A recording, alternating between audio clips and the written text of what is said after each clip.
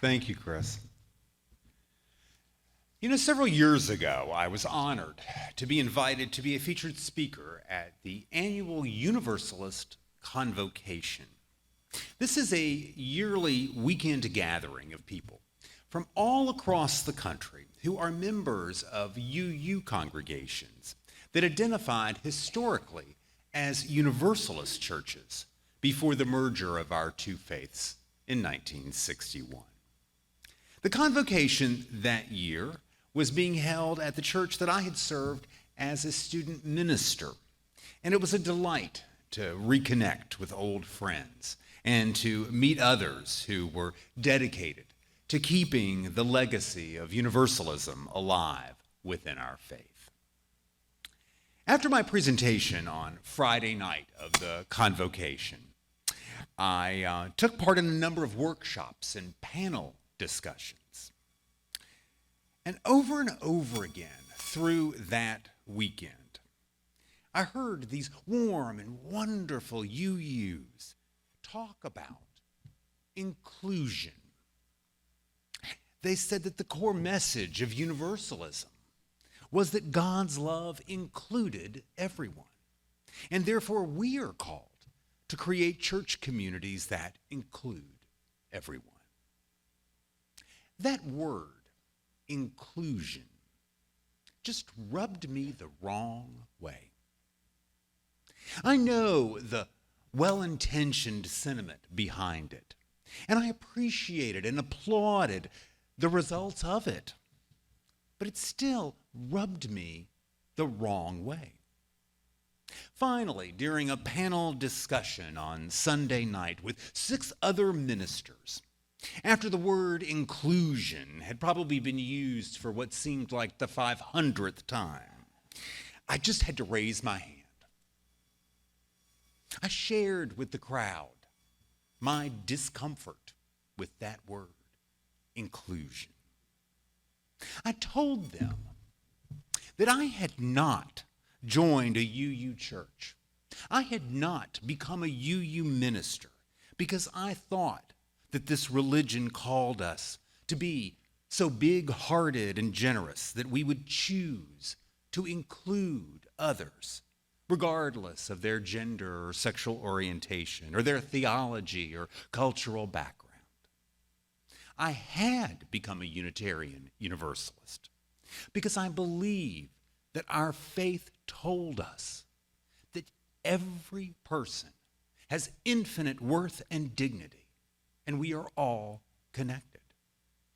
And that our calling is to not be so nice that we choose to include others in being part of our church, but instead be called to surrender to that greater sacred reality that you and me and everything that is alive on this planet are all in this together, whether we always recognize it or not.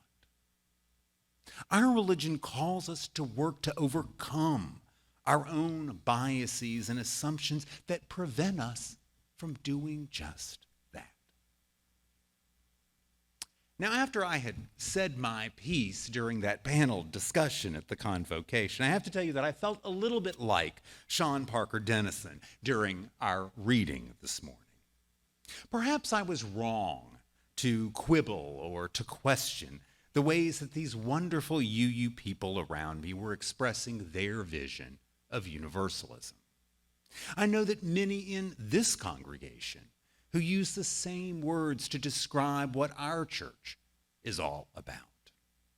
One could certainly argue that our UU tradition is much further along than many in teaching and striving to promote the sacredness of our shared connections. But I cannot help but feel that while we've made a good start, there's a lot of work still to be done. And perhaps the use of that word inclusion and the unconscious assumptions behind it reveals something important for us all to consider. Another word that I hear a lot is multiculturalism. It's kind of somewhat become a buzzword these recent years. People declare that we live in a multicultural world, in a multicultural society. I heard on NPR just this week, it was a whole program about how Louisville is the most multicultural city in Kentucky. And I'm not sure exactly what that means, but you know. In Unitarian Universalist circles, there's a lot of talk these days about what we need to do to become a more multicultural faith. Well, to say that we live in a multicultural world is stating the blatantly obvious. The question is not whether our fellow humans speak differently and believe differently and share different cultural norms and customs. We know that's true. The question is, how do we see these differences in relationship to how we speak, how we believe, what we consider normal for us? It's how I see our differences in relationship to how I speak, how I believe, how I live. Now, there was an interesting tool for examining this that I got, I think, first introduced to maybe about 10 years ago. Brody's going to bring this up on the screen here for us in a minute. It is called the Developmental Model of Intercultural Sensitivity. That is a mouthful. The Developmental Model of Intercultural Sensitivity. Sometimes they just call it the DMIS. This was created by Portland State University professor Dr. Milton Bennett. And so sometimes it's called the Bennett scale. It is a framework to explain how people experience and engage with cultural difference. It presents a continuum, you can see, right? And it extends from one side is ethnocentrism, the experience of one's culture, one's own culture, as the only norm. And across a little bit, right, you get to ethno-relativism, the experiences of one's own culture and other cultures as being equal, yet different expressions of human living. These steps on the scale also move from denial of the existence of different cultures to defense, where other cultures are seen as inferior and a threat to your own culture, to what's called minimization. That's the one in the lighter yellow there, where we downplay differences and seek only to focus on what we have in common. And then moving towards the green, beyond minimalization, lies acceptance and adaptation, where we truly begin to honor other cultures and recognize the need to adapt how we do things so that to not preference one culture or our culture over others. And finally, all the way over there in the bright green is integration, that place of comfortably just moving and living within multiple cultures at the same time. You can take that down if you want to, Brody. Now, I got to tell you that while I often think with my heart a lot more often than I do with my head, I like scales and diagrams like that, especially for examining things that are as subjective and as hard to get a grip on as our own attitudes about our differences. Grids and graphics like that force me to clearly look at what is often unconscious or unspoken attitudes that I carry with me. And for me, each time I revisit that model of intercultural sensitivity, well, it's kind of humbling. Because I don't know about you, but I mean, I like to think of myself, right, as highly evolved. I got to be up at the top of every scale, right? I'm smart, I'm dedicated, I'm committed, I'm a loving guy. Well, on that scale, I think most of the time at best, I'm only halfway there. And sometimes I'm not even that far along. Research shows that most of us, even us progressive, liberal, educated Unitarian Universalists, fall into what Bennett called the minimization scale when it comes to our true attitudes and experiences of cultural difference. And that is because we have this natural tendency to want to find common ground, to connect with what we think is our shared humanity, to assume, as Richard Gilbert said in our reading, we are all more human than otherwise. While this is certainly better than being combative and dividing up cultures and people as good and evil, as good and inferior, it is not the end of the journey. In a thought-provoking essay in the new book, Turning Points, my colleague, the Reverend Tamara Labak, points out that minimization can be a trap. She writes, "Our dominant culture highly values minimizing our differences so that we can accomplish a common task, or just so that we can all get along. Statements like, well, I don't think of you as black, or you don't act gay, or we just need to trust each other and respect each other, are actually often just code for, you need to follow my rules so that we are not in conflict, so that I can trust you." She says that minimization is in fact a form of extreme individualism because the rules with which we measure the world are ourselves. The way out of this trap, of getting stuck halfway across that DMIS scale we saw, when it comes to our experiences of cultural difference, is to begin to recognize that the culture that we know, the language that we speak, the way we understand and we do things is not the norm. It is a norm. It is our personal norm, or maybe even our congregational norm. But it is our own norm. And it's based on things like where we were born, the people who raised us, the close friends that we have, and the cultures that surround us.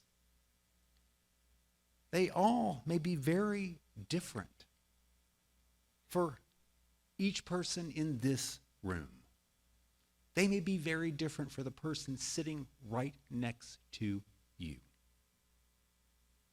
Each of us is a complex mix of cultural norms. And naming this complexity within ourselves and realizing how we are the sum of our experiences can allow us to see that other people are complex too and are the sum of their experiences. All this complexity means that we really cannot assume that we know other people because of what they look like, what they sound like, what they dress like, or anything else. We have to ask.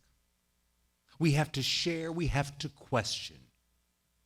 We have to figure out how to become comfortable not making assumptions, comfortable asking, and comfortable with the answers we get, even when and if they are very different than our own. Letting go of a sense of ownership of cultural norms is not easy, and it is not simple. It is not easy for us as individuals, or for us as a nation, or for us as a church community.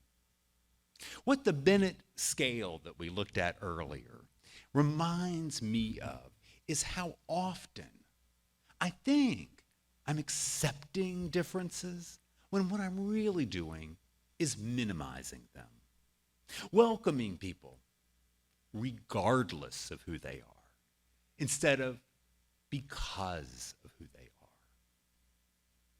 including people because I'm just so nice, rather than surrendering to their humanity. Yesterday morning, I stopped into the gas station up the street from my house, and I watched as the young guy behind the counter, who had told me a couple days earlier that he's from Pakistan, I watched as he was just sitting there chit-chatting with his coworker, and they were speaking Urdu. And then I watched as he just effortlessly began speaking Spanish to the woman in front of me in line. And then without a blink, he just switched right to English to wish me a good morning. I walked out of the gas station thinking to myself, how much am I missing? Being a person who only speaks one language fluently and does okay with a little conversational Spanish. In my journey of growing in my experience of cultural differences, and in our shared journey of becoming a community that lives out our principles of honoring and embracing all people, I think we are all a little like that country church in Sean Dennison's reading, where, we've got the elevator and the wheelchair ramp, but the pulpit is still inaccessible. We have come a long way in recognizing how and where we privilege certain cultures and ways of relating over others. And we are and should be very proud of that. But the truth is, we all still have a lot of work to do. Now, some of you may or may not have noticed that the version of our church logo up on the wall behind me, you want to pan out a little, Brody, so that people on Zoom can see that? It looks a little different this morning.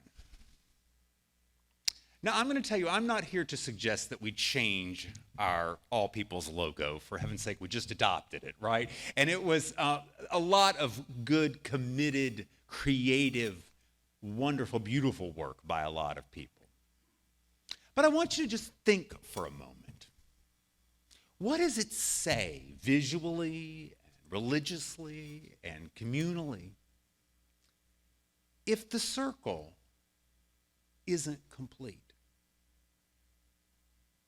Does it say that maybe there's an opening for new ideas and new people and new cultures and new experiences to come in, where the complete circle, right, closes it off? Maybe the incomplete circle says that our journey is never complete. We got more to learn, we got more to experience, we got more to be and become together.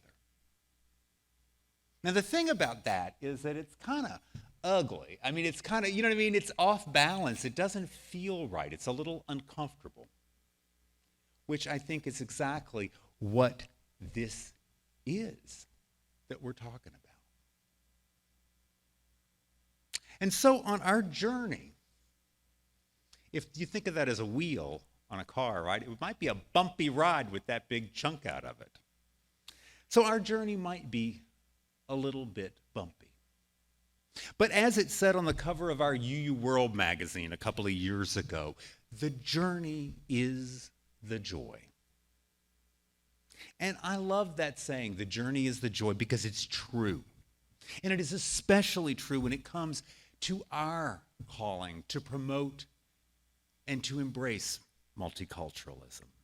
There is a whole big, giant world out there filled with beautiful and beloved people who are astoundingly and amazingly different than we are. This city is full of people just like that. And getting to know each other and appreciating each other and building relationships is not easy.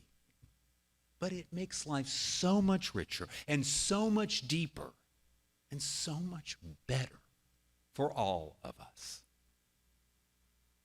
And after all, we are Unitarian Universalists because we believe that every person has infinite worth and dignity. We are Unitarian Universalists because we strive to live that truth. The truth that you and me and everybody are all in this together. So may it be, and amen. Our closing song today is kind of about a journey. It is One More Step. I invite you to rise in body, spirit, or voice as you're able. Get up off that couch or a desk chair at home and sing along with us.